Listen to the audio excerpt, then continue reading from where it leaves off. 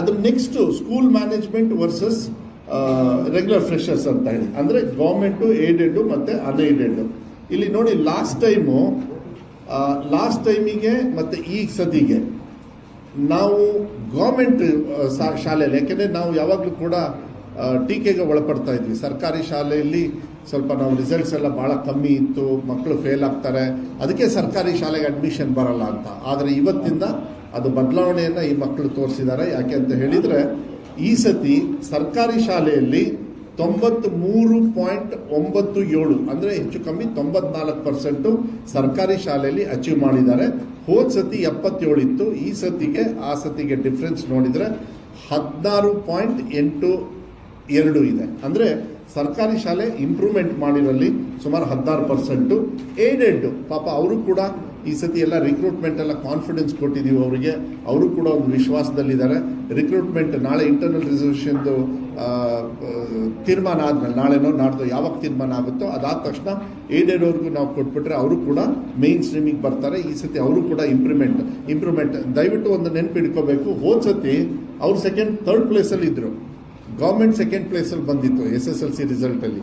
Aided ಅವ್ರ ಪಾಪ ತುಂಬ ತಳ ಹೋಗ್ಬಿಟ್ಟಿದ್ರು. ಈ ಸತಿ ಅವರು ಕೂಡ ಈ ಸತಿ ಥರ್ಡ್ ಪ್ಲೇಸಲ್ಲಿ ಇದ್ದರೂ ಕೂಡ ಒಳ್ಳೆ ರೀತಿಯಲ್ಲಿ ಮೇಲ್ ಬಂದಿದ್ದಾರೆ. ಏನು ಅಂದರೆ ಅವರು ಕೂಡ 17% ಇಂಪ್ರೂವ್ಮೆಂಟ್ನ ಮಾಡ್ಕೊಂಡಿದ್ದಾರೆ.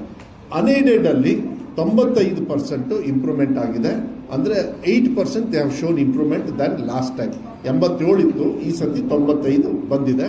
ಅವರಿಗೂ ಕೂಡ ನಾನು ಕೃತಜ್ಞತೆಯನ್ನು ನಾನು ಹೇಳಲಿಕ್ಕೆ ಇಷ್ಟಪಡ್ತೀನಿ. ಅದ್ರ ನೆಕ್ಸ್ಟ್ ಚಾರ್ಟ್ ಇದು ಕೂಡ ಭಾಳ ಇಂಪಾರ್ಟೆಂಟ್ ಆಗ್ತದೆ ನೋಡಿ. ಲಾಸ್ಟ್ ಟೈಮು 62% 60% ಮೇಲೆ ತಗೊಂಡಿದ್ರು. 60% ಮೇಲೆ ತಗೊಂಡಿರ್ತಕ್ಕಂಥ ಪಾಸ್ ಆಗಿರ್ತಕ್ಕಂಥ ಮಕ್ಕಳು ಬರೀ 62% ಇತ್ತು.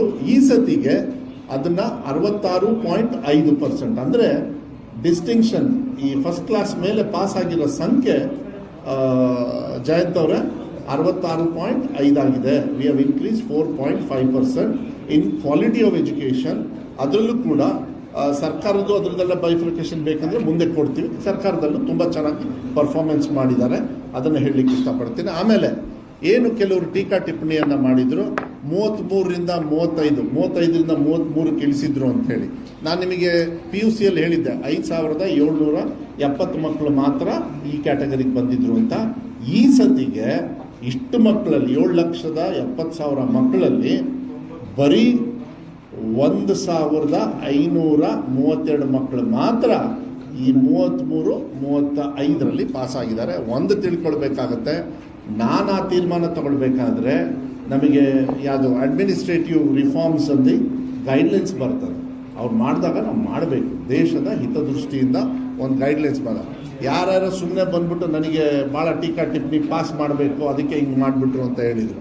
ಆಮೇಲೆ ಎಲ್ಲರಿಗೂ ಅರ್ಥ ಆದಮೇಲೆ ಗೊತ್ತಾಯ್ತು ಇಟ್ಸ್ ಅನ್ ಅಡ್ಮಿನಿಸ್ಟ್ರೇಟಿವ್ ರಿಫಾರ್ಮಸ್ಲಿ ಆಗ್ತಕ್ಕಂಥ. CBSEಯಲ್ಲೂ ಕೂಡ ಬೇರೆ ಸ್ಟೇಟಲ್ಲಿ 30 ಇದೆ, ನಾನು ಅದ್ರ ಬಗ್ಗೆ ಇವಾಗ ಚರ್ಚೆ ಮಾಡಲ್ಲ, ಇನ್ನೊಂದು ದಿವಸ ನಾನು ಮಾಡ್ತೀನಿ. ಆದರೆ 33ರಿಂದ 35ಕ್ಕೆ ಪಾಸ್ ಆಗಿರ್ತಕ್ಕಂಥ ಮಕ್ಕಳು ಶ್ರೀನಿವಾಸ್ ಅವರೇ ಬರೀ 1,532. ಗೊತ್ತಾಯ್ತಲ್ಲ? Thank you very much. Next ಭಾಳ ಇಂಪಾರ್ಟೆಂಟ್, ಯಾವಾಗಲೂ ಅಷ್ಟೇ ಗ್ರಾಮಾಂತರ ಭಾಗದಲ್ಲಿ ಬಡವರು ಆರ್ಥಿಕವಾಗಿ ಇರ್ತದೆ, ನಾನು ಇಲ್ಲ ಅಂತ ಹೇಳೋದು. SC ST 2A ಎಲ್ಲರದ್ದು ಇರ್ತದೆ. ಆ ಫುಲ್ ಚಾರ್ಟಲ್ಲಿದೆ. ನಾನು ಅದ್ರ ಬಗ್ಗೆ ಹೆಚ್ಚು ವಿಶ್ಲೇಷಣೆ ಮಾಡೋದಕ್ಕೆ ಹೋಗೋದಿಲ್ಲ. ಆದರೆ I am very happy. SC ST ಅವರು 17%, SC ST ಅವರು ಕೂಡ 17 and 18% ಇದೆ ನೋಡಿ. ಅಪ್ಪ ಏನಪ್ಪ ಇಲ್ಲಿ ಇಲ್ಲ, ಅದು ಆಮೇಲೆ ಮಾತಾಡ್ತೀನಿ ನಾನು. ಇನ್ನು ಈ ಪೇಜಿಗೆ ಬನ್ನಿ, ನಂತಿಂತ ಸ್ಪೀಡಾಗಿ ಹೋಗ್ಬಿಟ್ರೆ ಈ ಒಂದು ವರ್ಷದ ಕಷ್ಟಪಟ್ಟಿದ್ದೀವಪ್ಪ, ಹೇಳ್ಕೊಳಕ್ಕೆ ಬಿಡ್ರಪ್ಪ. ನೀವು ಬರೀ ಬೈದು ಹಾಕಿದ್ದೀರ ನಮಗೆ. ಅಟ್ಲೀಸ್ಟ್ ಈಗ ಒಳ್ಳೆ ಕೆಲಸ ಮಾಡಿದ್ದಕ್ಕೆ ಸ್ವಲ್ಪ ಕೇಳಿ ಪ್ಲೀಸ್. ಓಕೆ ಅಲ್ಲ, SC ST ಅವರು ಭಾಳ ಕಷ್ಟಪಟ್ಟು 17% ಮತ್ತು 18% ಅವರು ಹೋದ ವರ್ಷಕ್ಕಿಂತ ಇನ್ಕ್ರೀಸ್ ಮಾಡಿದ್ದಾರೆ. ಅದೇ ರೀತಿ 2A 2B ಅದೆಲ್ಲ ಇದೆ, ನಾನು ಅದನ್ನ ವಿಶ್ಲೇಷಣೆ ಮಾಡೋದಕ್ಕೆ ಹೋಗೋದಿಲ್ಲ.